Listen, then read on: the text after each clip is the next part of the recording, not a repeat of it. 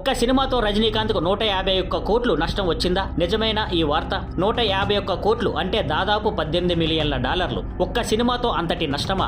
అది ఎవరి సినిమా అంటే తలైవా రజనీకాంత్ సినిమా అంటే నమ్మశక్యం కానట్టే ఉంది కదా. కానీ ఇదే వార్త ఇప్పుడు సోషల్ మీడియాలో హల్చల్ చేస్తోంది. నిజానికి ఈ కథ బాక్స్ ఆఫీస్ నెంబర్ల కంటే చాలా క్లిష్టమైనది. ఎందుకంటే ఇది రజనీకాంత్ కెరీర్ లో పెద్ద రిస్కుల కథ.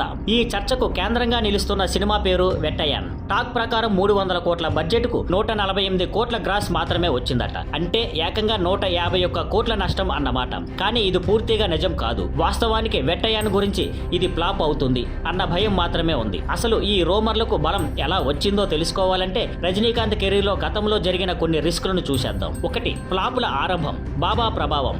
2002లో వచ్చిన బాబా సినిమాతో మొదలైంది ఈ జర్నీ. ఈ సినిమా రజనీకాంత్ స్వయంగా రాశారు, ప్రొడ్యూస్ చేశారు కూడా. కానీ కమర్షియల్ గా పూర్తిగా ఫెయిల్ అయింది. అయినా ఆయన డిస్ట్రిబ్యూటర్లకు నష్టాలు రికవర్ చేసి ఇచ్చారు. ఇది ఇండస్ట్రీలో అప్పటి పెద్ద విషయమే. ఇదే తన భవిష్యత్తులో జరగబోయే రిస్కులకి ఓ బేస్ అయ్యింది. 2.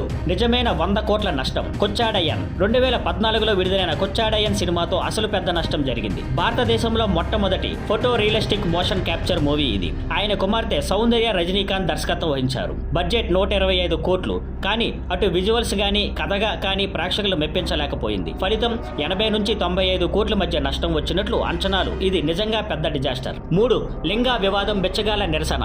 ఇప్పటికే కొచ్చాడియన్ వల్ల నష్టం ఎదుర్కొంటున్న రజనీ అదే ఏడాది వచ్చిన లింగా సినిమాతో హిట్ కొట్టాలని ఆశపడ్డారు. సినిమా వసూళ్లు బాగానే వచ్చాయి. కానీ డిస్ట్రిబ్యూషన్ రేట్లు ఎక్కువగా అమ్మడం వల్ల డిస్ట్రిబ్యూటర్లకు నష్టాలు వచ్చాయి. దీంతో వారు రజనీకాంత్ ఇంటి ముందు బెచ్చం అడిగే నిరసన చేపడతామని హెచ్చరించారు. ఆ ఒత్తిడిలో రజనీ 10 కోట్లు తన ఖర్చుపై చెల్లించారు. ఇలాంటి స్టెప్పులు తీసుకోవడానికి అసలు కారణం ఏంటి? కథలో లోపమా లేక బడ్జెట్లు ఎక్కువ పెట్టడమా? మీరు ఏమనుకున్నారు? కామెంట్స్ లో చెప్పండి. 4. దర్బార్ అన్నత్తే. ఫార్ములా పనిచేయలేదు. 2020లో వచ్చిన దర్బార్ తర్వాత 2021లో అన్నత్తే రెండు కూడా బడ్జెట్ భారీగా పెట్టిన సినిమాలు. కానీ రెండు కూడా ఆసక్తికర కథలు లేకపోవడంతో ప్రేక్షకులు నిరాశ చెందారు. దర్బార్ బాగానే ఓపెనింగ్ సాధించిందా? కానీ ఖర్చులు ఎక్కువగా ఉండటంతో డిస్ట్రిబ్యూటర్లకు నష్టాలు వచ్చాయి. అన్నత్తేలో కూడా అదే పరిస్థితి. ఆ రెండు కలిపి చూస్తే స్టార్ పవర్ మాత్రమే సరిపోదు, కథలో కంటెంట్ ఉండాలి అన్న సత్యం తెలిసిపోతుంది. నిర్ణయానికి వచ్చేసిన సమయం. అంతలోట్ల వెట్టయానికి 151 కోట్ల నష్టం అన్నది మాత్రం నిజం. అది ఒక రూమర్ మాత్రమే. కానీ ఈ వార్త ఎందుకు నిజంగా నమ్మబద్ధతంగా ఉంది అంటే రజనీకాంత్ కెరీర్ లో గతంలో వచ్చిన పెద్ద నష్టాలు దానికి కారణం.